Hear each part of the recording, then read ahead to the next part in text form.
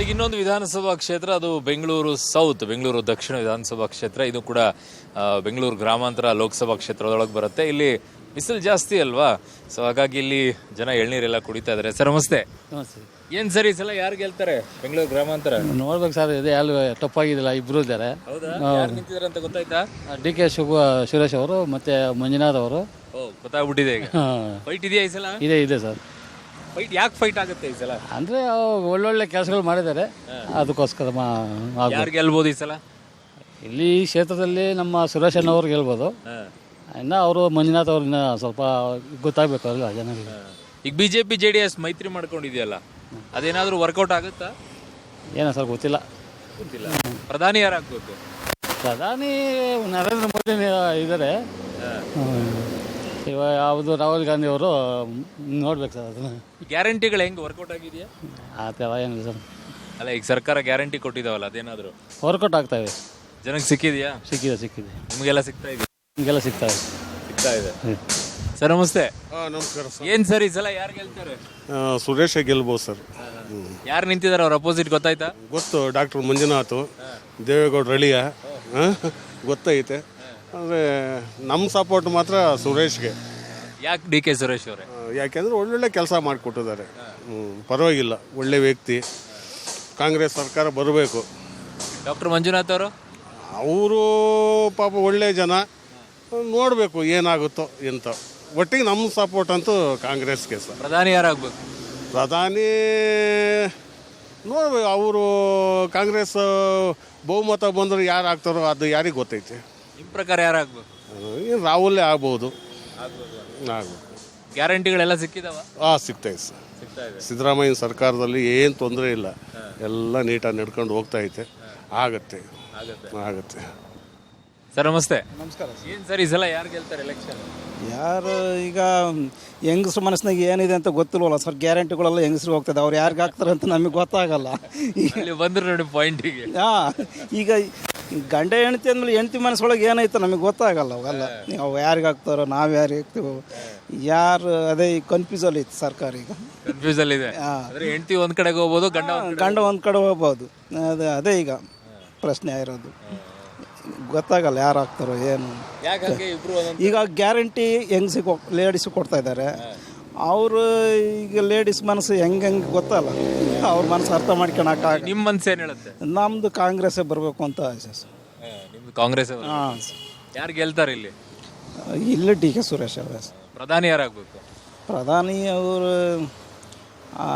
ಮೋದಿಯವರಾದರೆ ಒಳ್ಳೆಯವರು ಸರ್. ಅವರಲ್ಲಿ ಆಗ್ಬೇಕು. ಇಲ್ಲಿ ಇವ್ರು ಆಗ್ಬೇಕು. ಇಲ್ಲಿ ಕಾಂಗ್ರೆಸ್ ಇರಲಿ, ಅಲ್ಲಿ ಮೋದಿಯವರೇ ಇದ್ರೆ ಒಳ್ಳೆಯದು. ಸರ್ ನಮಸ್ಕಾರ. ಓಟ್ ಏನು ನೋಡಾಕ್ತೀರಾ? ಗ್ಯಾರಂಟಿ ನೋಡಿದ್ದೀನಿ. ಗ್ಯಾರಂಟಿ ನೋಡಿ. ಗಂಡು ಮಕ್ಕಳಿಗೆ ಗ್ಯಾರಂಟಿ ಏನು ಸಿಕ್ಕ? ನಮ್ಮ ಮನೆಯವ್ರಿಗೆ ಬರ್ತದಲ್ಲ. ಅವ್ರಿಗೆ ಬರುತ್ತಾ? ಎಷ್ಟು ಬರ್ತಾ ಇದೆ? 2000 ಬರ್ತಾ ಇದೆ. ಅದಕ್ಕೆ ಓಟ್ ಹಾಕೋದು? ಹೌದು. Free bus? ಅದು ಫ್ರೀ ಬಸ್ಸು ಹೆಂಗಸರಿಗೆ. ತುಂಬಾ ಗಂಡು ಮಕ್ಕಳು ಬೈತಾ ಇದ್ರು, ಬರೀ ಅವ್ರಿಗೆ ಅಷ್ಟು ಬಿಟ್ಟಿದ್ದಾರೆ, ನಮಗೇನು ಬಿಟ್ಟೇ ಇಲ್ಲ. ಏನು ಓಡಾಡ್ಲಿ ಬಿಡಿ, ಹೆಣ್ಮಕ್ಳು ಓಡಾಡ್ಲಾ? ಭಾಳ ಗಂಡು ಮಕ್ಕಳು ಹೇಳ್ತಾರೆ, ಅವರೆಲ್ಲ ಮನೆ ಆಚೆ ಓಡಾಡ್ತಾ ಇದ್ರೆ ನಾವು ಮನೆ ಕಸ ಹೊಡ್ಕೊಂಡು ಓಡಾಡೋದಾಗಿದೆ ಅಂತ ಹೇಳಿ. ಏನ ಯಾರಾಗ್ಬೇಕು ಪ್ರಧಾನಿ? ಮೋದಿ ಅವರೇ. ಇಲ್ಲಿ ಸುರೇಶ್ ಅಣ್ಣ. ಅಲ್ಲಿ ಮೋದಿ ಅವರ. ಸರ್ ನಮಸ್ತೆ. ಏನ್ ಸರ್ ಈ ಸಲ ಯಾರು ಗೆಲ್ಬೇಕು? ನಿಮ್ಮನ್ನ ಟಿವಿಲೆಲ್ಲ ನೋಡಿದ್ದೀನಿ. Thank you. ಓಕೆನಾ? Thank you. ಯಾರು ಗೆಲ್ತಾರೆ ಈ ಸಲ? ಸರ್ ಇಲ್ಲಿ ಏನಾಗಿದೆ ಅಂದರೆ, ಎರಡು ಆಪೋಸಿಟ್ ಇದೆ. ಮಂಜುನಾಥ್ ಇದ್ದಾರೆ, ಸುರೇಶ್ ಇದ್ದಾರೆ. ಹಂಗಾಗಿ ಈ ಮೋದಿ ನೋಡ್ಕೊಂಡು ಮೋದಿಗೆ ಜಾಸ್ತಿ ಹೋಪ್ ಇದೆ, ಏನೋ ಅರ್ಧ ಭಾಗ.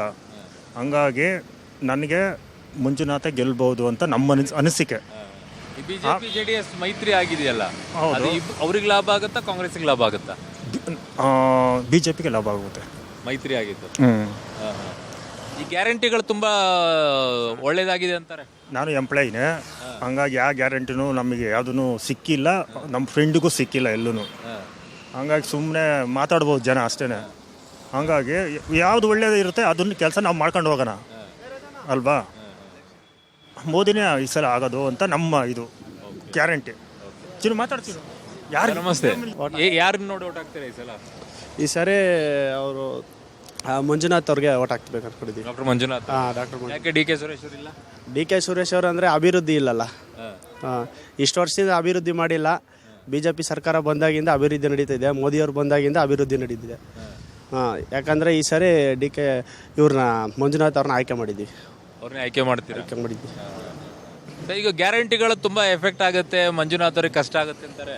ಇಲ್ಲ, ಗ್ಯಾರಂಟಿ ಯಾವ್ದು ಜನಗಳಿಗೆ ಯಾವುದು ಸೇರಿಲ್ಲ. ಯಾಕಂದರೆ ಅವರೆಲ್ಲನೂ ಇವ್ರು ಕೊಡ್ತಾ ಇರೋ ಗ್ಯಾರಂಟಿ ಯಾರಿಗೂ ಒಬ್ರಿಗೂ ತಲುಪಿಲ್ಲ.